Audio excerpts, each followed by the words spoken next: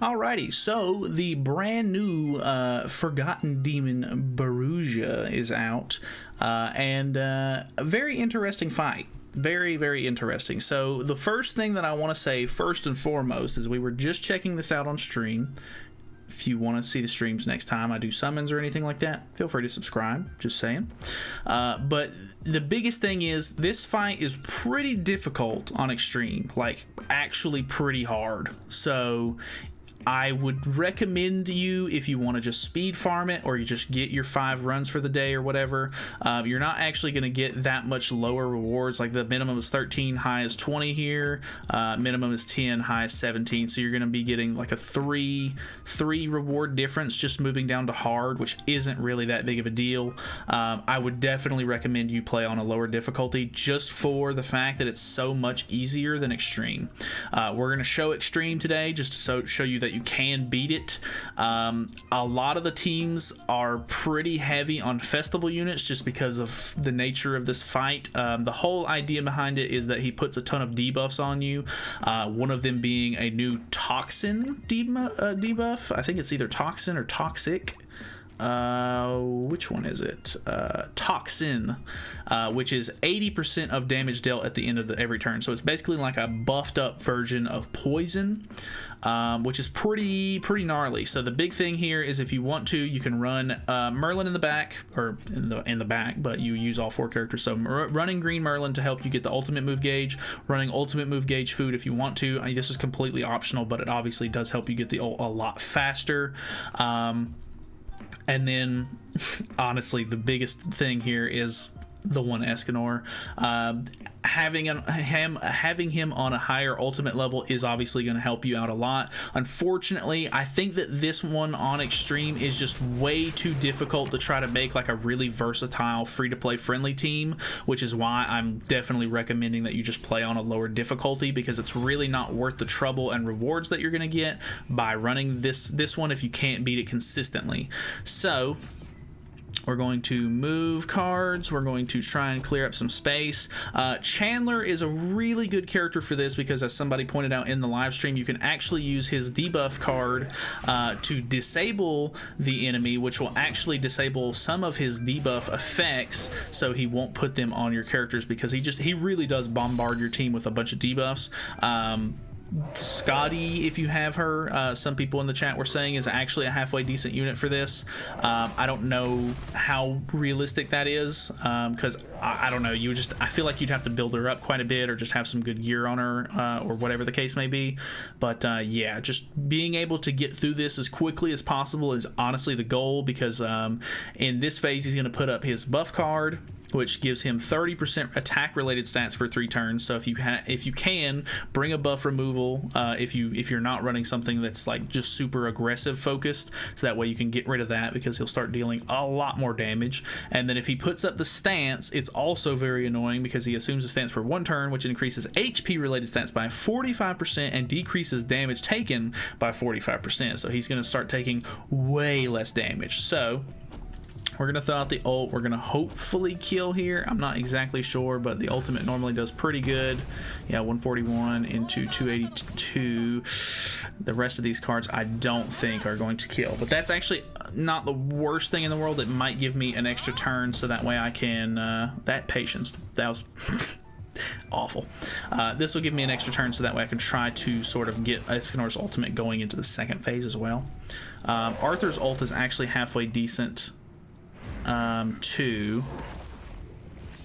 So let's put up a debuff on him, so that way we can block his skill effects with Chandler, just because we drew the card. I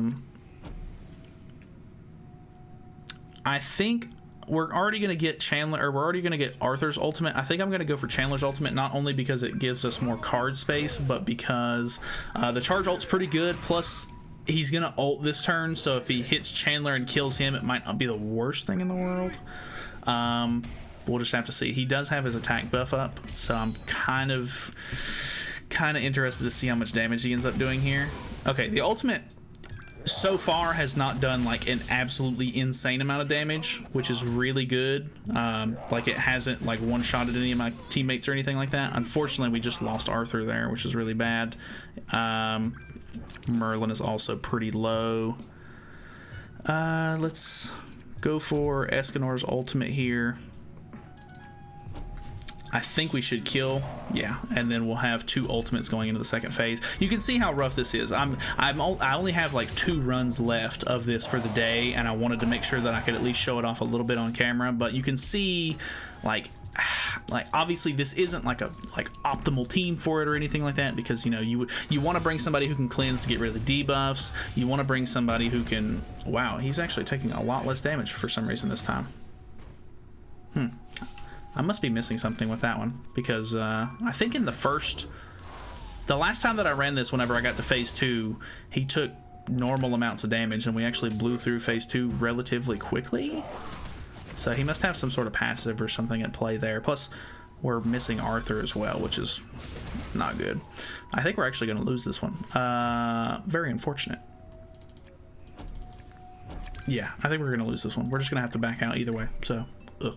Alright, so we're changing it up a little bit. We changed to Keo instead of Green Arthur, just because Keo's ignites are just super helpful. And instead of running Chandler to disable, we're going to run Margaret so that way we can cleanse. Obviously, the team is becoming more and more inaccessible, but I just really can't stress it enough. You should really just run the first 2 difficulties instead of extreme. It's just ultimately, I mean, if you can find a good team that works for you, by all means, but I think for most players or like newer players, this one's just going to be pretty tough, like pretty hard to like get into and be like. It's very inconsistent for me at the moment because I'm still kind of experimenting with it because it's still really new. But yeah, I'm gonna have to try to find something that I can do to like make this more consistent. Alright, so he's putting on a lot of stuff for us right here. Luckily we have the damage increase, which should in turn help us kill here. Try to get some card space. Maybe we can try to push for another Escanor ult. But it's gonna take us some really good RNG for us to be able to do that. We'll be able to put on extra ignites and stuff like that because of Keo's ult. 1 Escanor card's really not what I would have wanted there. We can clear out pretty decent amount of hand space though. Get Merlin's ult. Not that I think Merlin's ult's really going to do too much. Escanor's card did pretty okay damage. All the ignites are really helping quite a bit just with stacking extra damage in general. But the big problem is if he gets off his stance, he's going to start really wailing on us. Like, he already starts to deal quite a bit of damage in this phase, but it can really add up, like, quickly. Oh no, he deranked the card. That's not good. Alright, let's buff that. Try to deal as much damage as possible. Merlin Patience, the last time I tried to use her to take off an ultimate move gauge, but we'll try to see if it works this time. I hope with the ignites and the Margaret buff, hopefully this will at least deal 1 damage. Okay, it was more than enough to get rid of the ultimate, which is good. No cards in hand to D-rank. Luckily, he's using the ultimate move depletion card on Keo, which is good, so we have 2 ultimates in hand. He does put up the taunt, though. Or the card. I don't have a way to remove that. Unless this removes it? Okay, it does not. Just making sure. And then we'll throw that out. I don't know, that might not have been the best, but I think I'm good here. Yeah, okay, we're good. That's a 1/6 ultimate too. That wasn't anything like super crazy. Just all of the ignites helped a ton. But yeah, you can see, I mean, you can beat it.